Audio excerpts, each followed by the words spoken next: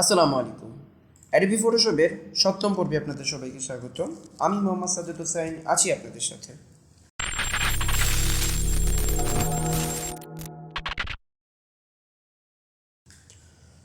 এ পর্বে আমরা একটি কার্ভ এন্ডিং শিখব। তো প্রথমে আমি ফাইল থেকে নিউতে যাব। নিউ থেকে আমি এখান থেকে ইঞ্চিতে রাখবো। এখান থেকে আমি হোয়াইট রাখবো 10 আর হাইট রাখবো 6। রেগুলেশন আমি এখান থেকে 300 করে দেব। জাস্ট তারপর ওকে করে দিলাম। আমার কিন্তু একটি পেজ সেট আপ হয়ে গেল। তারপর আমি একটি, যেহেতু আমরা কার্ভেনিং দেখব, তো কার্ভেনিং দেওয়ার জন্য আমি একটি কারের ছবি আনবো। এটা আপনারা অবশ্যই কিন্তু পিএনজি নেবেন। আমি এবার কারের ছবিটা একটু ছোটো করে নিয়েছি, জাস্ট ওকে করে দিলাম। তারপর আমি কি করব, যেহেতু আমাদের এটা কার্ভেনিং বলতে আমরা বুঝি যে আমাদের যে এই যে কারের যে ছবিটা, এই গাড়ির ছবিটা আমরা চাচ্ছি কি অন্য রূপে চেঞ্জ করতে, অন্যটা রূপ ধারণ করতে। তো সেটার জন্য আমি একটি পোস্টার নিয়ে নিলাম। আপনারা যে কোনো পোস্টার নিতে পারেন। আমি একটি গ্রামীণ ফোনের পোস্টার নিয়েছি। পোস্টারটি নেওয়ার পর আমি পোস্টারটা কি করে দেব, আপ ডাউন করে দিলাম, লেয়ারটা করে দিয়ে আমি পোস্টারটা কন্ট্রোল টির মাধ্যমে ট্রান্সফর্ম করে ছোট বড় করে দেব।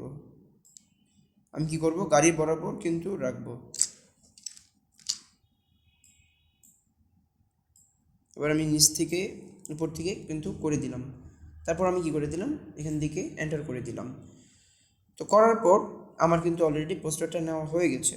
এবার আমি কি করলাম, আবার কিন্তু আমি আপ ডাউন করে জাস্ট আগের রূপে ফেরত আনবো। দেখুন এবার কি করব, আমাদের যে এই পোস্টারটা রয়েছে, আমি চাইছি যে আমার এই যে পিছনের ব্যাকগ্রাউন্ডটা এই কালার থাকবে। তো সেটা দেওয়ার জন্য আমি সেটা থেকে আমি পোস্টারটার কালার চুজ করলাম। কালার চুজ করার পর আমি ব্যাকগ্রাউন্ডে চলে যাব। ব্যাকগ্রাউন্ড থেকে আমি একটা লেয়ারে ক্লিক করলাম। জাস্ট তারপর আমি, যেহেতু আমাদের এটা ফরগ্রাউন্ডে রয়েছে, আমি ফরগ্রাউন্ড নেওয়ার জন্য আমি অল্টার চেপে ব্যাক স্পেস ক্লিক করলে আমার কিন্তু চলে আসলো। তারপর আমি কি করব, তারপর আমি এটা চোখ বন্ধ করে চাচ্ছি যে এই যে গাড়িটার পিছনে একটা শ্যাডো থাকবে, সাদা শ্যাডো। তো সাদা শ্যাডোটা দেওয়ার জন্য আমি আবার একটা লেয়ার নিয়ে নিলাম। তো লেয়ার নেওয়ার পর আমি এখান থেকে ব্রাশ টুলে ক্লিক করলাম। আর এখান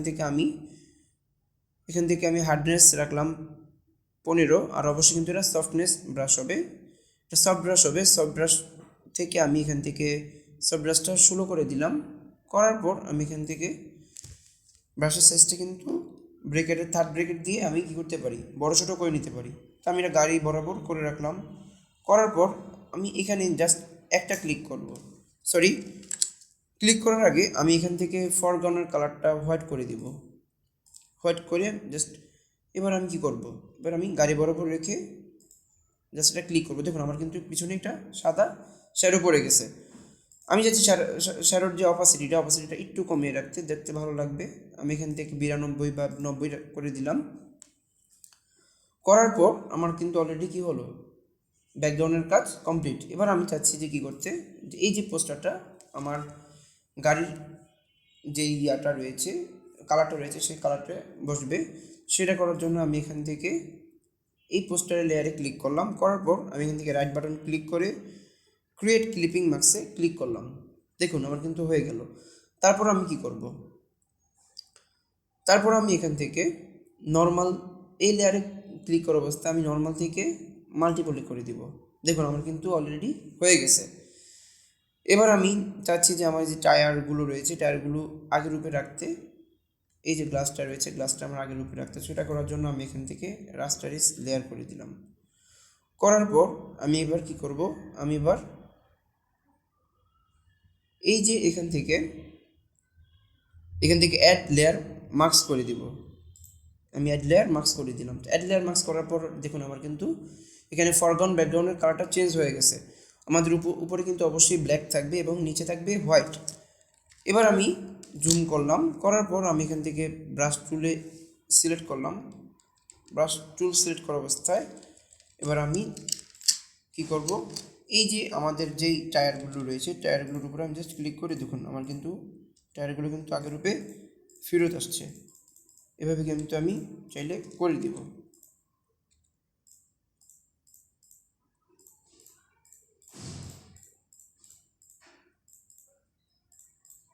দেখুন আমাদের কিন্তু হয়ে গেছে। এবার আমি এটা একটা করি।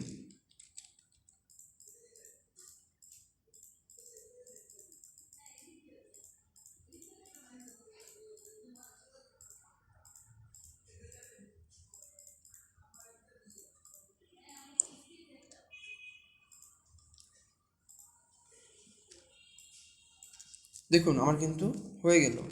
তারপর আমি এবার যেই সামনে যেই গ্লাসটা রয়েছে সেই গ্লাসটা করব। তো গ্লাসটা করার জন্য আমি আবারও এভাবে করে দেব, জাস্ট টানি যদি দিই আমি, আমার কিন্তু হয়ে।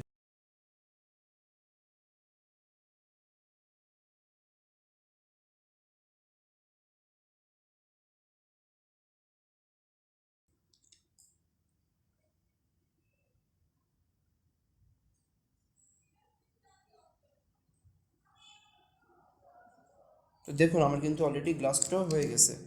এবার আমরা এই যে সাইড গ্লাসটা করব, তো সাইড গ্লাসটাও আমি করে দিলাম।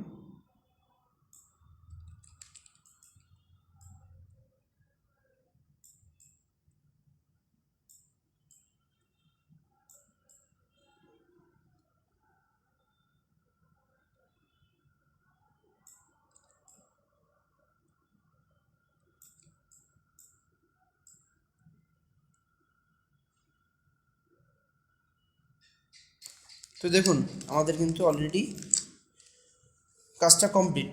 তো এইভাবেই কিন্তু আমরা কার্ভ বেন্ডিং করতে পারি। তো আমি কিন্তু খুব ইজিলি কিন্তু একটা কার্ভ বেন্ডিং আপনাদের দেখিয়েছি। তো এটা কিন্তু খুবই সিম্পল একটি কার্ভ বেন্ডিং। তো আজ এই পর্যন্তই, ফিরছি পরের পর্ব নিয়ে। আল্লাহ হাফেজ।